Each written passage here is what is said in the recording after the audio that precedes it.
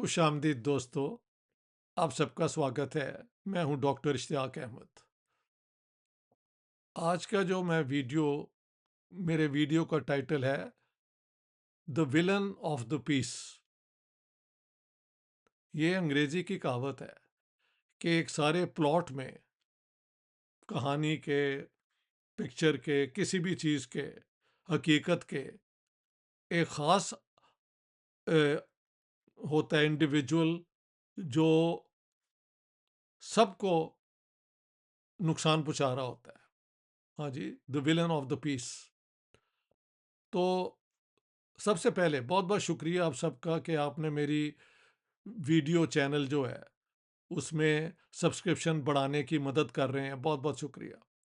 हाँ, तो villain of the piece कौन है? ये मिडल ईस्ट वॉर का इसराइल का prime minister Netanyahu, Benjamin Netanyahu. 40 साल से उसने खुद ये कहा है और उसकी किताब में भी लिखा हुआ है। शायद मैंने वो किताब नहीं पढ़ी, लेकिन ये इतनी आम बात है कि 40 साल से वो कोशिश कर रहा था कि अमेरिकन प्रेसिडेंट्स को कन्विंस कर सके कि आप ईरान पे हमला कर दें। पहले इसराइल लॉबी, ज़ायनिस्ट लॉबी की वजह से बुश ने और ब्लेयर ने 2003 में एक हमला इराक पे किया और उस हमले में 1 मिलियन कहे जाते हैं कि इराकी मारे गए। और अमेरिकन जो इनकी आर्मी के लोग हैं, ये भी, इनकी भी तादाद कुछ 100 में तो गिनी जाती है कि वो भी मारे गए हैं। हर 100 के ऊपर एक 100,000 अगर कोई एशियन, अफ्रीकन और तो और लैटिन अमेरिकन मारा जाता है तो वो समझते हैं कि ये बात दुरुस्त है। हमारे एक बंदे के लिए उधर से 1000 मारे जाएं तो फिर डजंट मैटर, हमारे एक बंदे का दुख कीजिए। Any how, this is now जो सुप्रेमिस्ट, वाइज वाइट सुप्रेमिस्ट जो आइडियोलॉजी है, जिसका हिस्सा है ज़ायनिस्ट सुप्रेमिस्ट आइडियोलॉजी, ये उन्हीं का हिस्सा है। ये आम यहूदियों की सियासत नहीं थी। ये तो सियासत ही वहाँ के ईस्टर्न यूरोप, सेंट्रल यूरोप के अशकनाजी जो ज्यूज़ हैं, वहाँ से ये जायनिज़्म की आइडियोलॉजी आई। और उनमें से सबसे ज़्यादा बदबूदार अगर कोई सियासतदान हुआ है तो बेंजामिन नेतन्याहू, जिसने प्राइम मिनिस्टर यित्ज़हाक रबीन के कत्ल के अंदर भी एक लीडिंग रोल प्ले किया था। याद रहे कि यित्ज़हाक रबीन इसराइल के वो प्राइम मिनिस्टर थे जो 67 में जंग के हीरो गिने जाते हैं, but he was willing to have a 2 state solution with Yasser Arafat.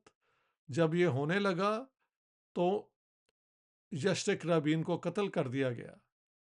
यानी ये चीज़ें, इसका जिक्र नहीं अब होता। ये है अमेरिकन फ्रीडम और ये वेस्टर्न फ्री प्रेस के हकीकत। यानी फ्री भी है, लेकिन फ्री, उस फ्रीडम का एक मैनिपुलेटेड यूज भी है। हमारा तो जो बुरा हाल है वो हम जानते हैं, वो जो करते हैं वो भी ठीक है, हमारी तो आप बात छोड़े। एनी हाउ, नेतन्याहू ने ये finally he found this compulsive liar. हाँ जी, कॉन्जेनिटल लायर, पैदाइशी झूठा।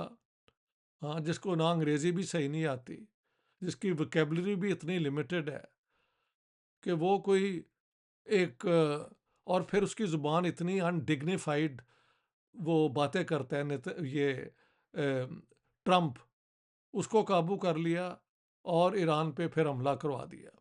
याद रहे कि जब इराक पे हमला हुआ तो उसका जो जानी नुकसान, माली नुकसान, सारा कुछ हुआ उस इलाके में।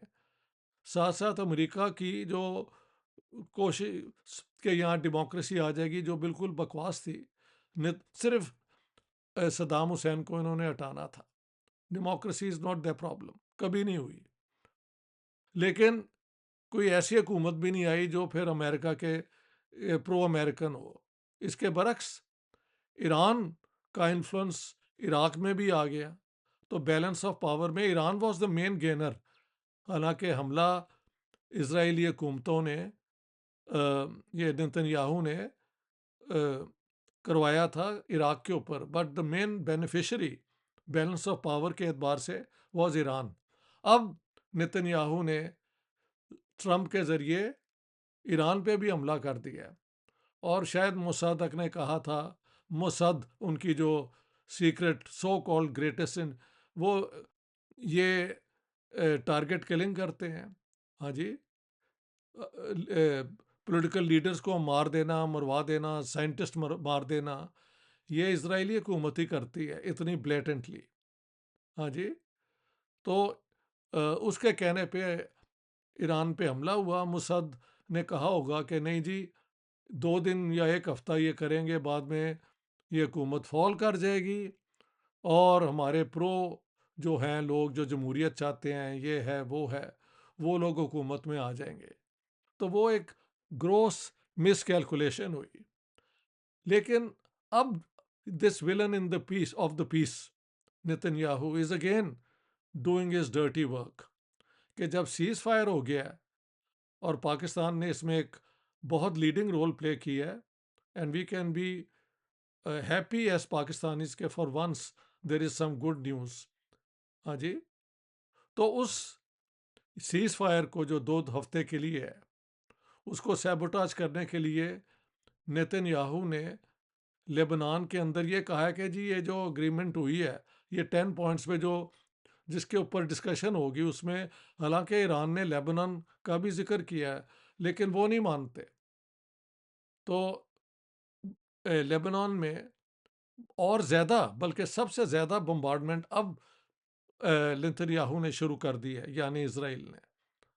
तो ही वांट्स टू सैबोटाज ये जो डिस्कशन होने को आ रही हैं, शायद कल या परसों ये डिस्कशन इस्लामाबाद में होगी। दोनों साइड्स की जो पोजीशंस हैं, लगता नहीं कि इनकी एग्रीमेंट आसानी से हो जाए, बट यू नो, अनटिल भी कुछ भी हो सकता है सियासत के अंदर, आजकल की सियासत के अंदर। लेकिन अगर कोई डायरेक्टली इसको सैबोटाज करने की कोशिश कर रहा है, who is the villain of the peace in the ceasefire, it is Benjamin Netanyahu, जिसने ट्रंप जैसे नालायक प्रेसिडेंट को कन्विंस कर लिया कि ईरान पे हमला किया जाए। मुसद मुसाद जो इनकी है, उसने कहा होगा कि वो तो बड़ी जल्दी से हम ईरान की हुकूमत जो है वो हथियार डाल देगी, ये हो जाएगा। Nothing of the sort happened, but the Iranians have put up massive resistance after the Vietnam war. ये ईरान ने इतनी ज़्यादा रेजिस्टेंस की है। ईरान के अंदरूनी जो सियासत है उस पर मेरी एक अपनी पोजीशन है, लेकिन एट द मोमेंट ईरान ने सीज फायर के लिए भी बात के लिए वो एग्री कर गया है, ट्रंप ने भी एग्री कर लिया है। हाँ, डिस्पाइट हेक्सेट, हाँ जी, जिसके मतलब मैंने अब वीडियोस देखे हैं, वो बड़ा बद आदमी है। उसका जो पास्ट है वो कि किल ऑल मुस्लिम्स, ये वो इस किस्म की बातें करने वाला आदमी है। हाँ जी, तो देखते हैं अब आगे चल के क्या होता है। लेकिन the good news is that Pakistan has played a positive role. What we also know that the villain of the peace, जो चाहता नहीं कि ये कहीं अग्रीमेंट हो बिटवीन अमेरिका और ईरान, वो नेतन्याहू है। और उसके लिए उसने वहाँ पे लेबनान के अंदर ज़्यादा अपनी जो जारियत है, यानी एग्रेशन जो है वो ज़्यादा कर दी है। कहा जाता है कि सबसे ज़्यादा बम्बार्डमेंट इस ये सीज फायर के बाद नेतन्याहू ने की है। ही डजंट एक्सेप्ट कि जो 10 पॉइंट्स पे जो अग्रीमेंट हुई है फॉर टॉक्स, वो लेबनान को भी कवर करती है। हालांकि ईरान ने अपने 10 पॉइंट्स में लेबनान को भी इंक्लूड किया हुआ है। तो अब देखते हैं विच वे द कैमल स्क्वाट्स, के ऊँट किस करवट बैठता है। Thank you very much my friends, all the best.